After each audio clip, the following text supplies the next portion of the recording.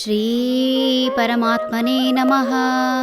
ಶ್ರೀಮದ್ಭಗವದ್ಗೀತಾ ಅಥ ಪಂಚಮೋऽಧ್ಯಾಯಃ.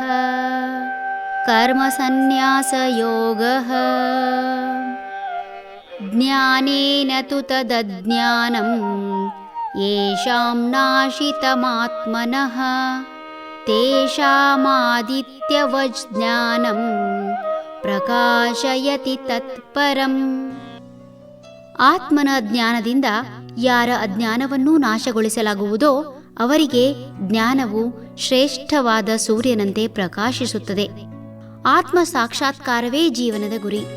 ಆತ್ಮಜ್ಞಾನ ದೊರೆತರೆ ಅಜ್ಞಾನ ನಾಶವಾಗಿ ಮಳೆಗಾಲದ ಮಳೆಯಿಂದ ತೊಳೆದ ಹಸಿರೆಲೆಗಳ ಮೇಲೆ ಸೂರ್ಯನ ಕಿರಣ ಬಿದ್ದು ಶರದ್ ಋತುವಿನಲ್ಲಿ ಕಂಗೊಳಿಸುವ ಹಸಿರೆಲೆಗಳಂತೆ ದೇಹ, ಮಾತು, ಮನಸ್ಸು ಕಂಗೊಳಿಸುತ್ತವೆ.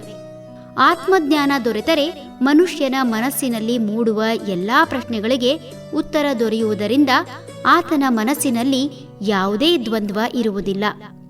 ಆತ್ಮಜ್ಞಾನಿಯಾದವನಿಗೆ ಮನಸ್ಸಿನಲ್ಲಿ ಮೂಡುವ ಪ್ರತಿ ವಿಷಯಕ್ಕೂ ಉತ್ತರ ಸಿಗುವುದಲ್ಲದೆ ಆತನಲ್ಲಿ ಪ್ರಶ್ನೆಗಳೇ ಇರದು.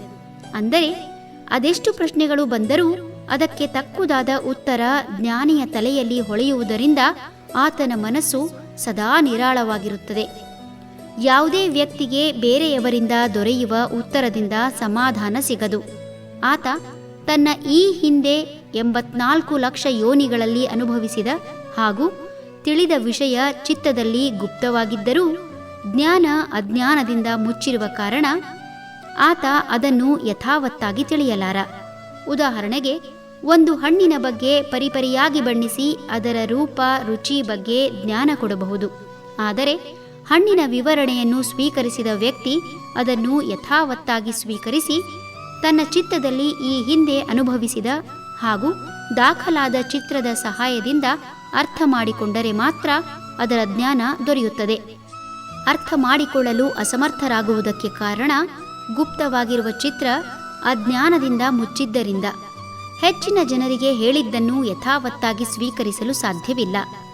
ಅಜ್ಞಾನಿಗಳು ಹಣ್ಣನ್ನು ಪ್ರತ್ಯಕ್ಷವಾಗಿ ತಿಂದರೂ ಒಂದೇ ಬಾರಿಗೆ ಅದರ ಸ್ವಾದ ಅನುಭವಿಸಿ ಅದನ್ನು ವಿವರಿಸಲು ಅಸಮರ್ಥರು.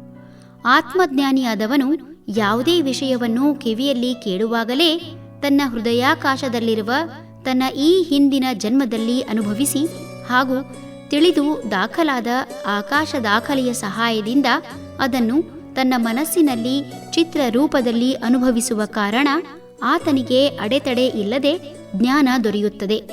ಬಂಗಾರದ ಮೇಲೆ ಬೀಳುವ ಸೂರ್ಯನ ಬೆಳಕು ಕತ್ತಲನ್ನು ಓಡಿಸಿ ಸುತ್ತಲಿನ ಸ್ಥಳ ಬಂಗಾರದ ಬೆಳಕಿನಿಂದ ಹೊಳೆಯುವಂತೆ ಮಾಡುವ ಹಾಗೆ ಆತ್ಮಜ್ಞಾನಿಯಾದವನಿಗೆ ಈ ಹಿಂದಿನ ಜನ್ಮ ಜನ್ಮಾಂತರಗಳಲ್ಲಿ ಪಡೆದ ಜ್ಞಾನವೂ ಪ್ರಕಾಶಗೊಂಡು ಅಜ್ಞಾನವನ್ನು ಓಡಿಸಿ ಸುತ್ತಲೂ ಜ್ಞಾನವೆಂಬ ಬೆಳಕಿನಿಂದ ಸೂರ್ಯನಂತೆ ಪ್ರಕಾಶಿಸುತ್ತದೆ.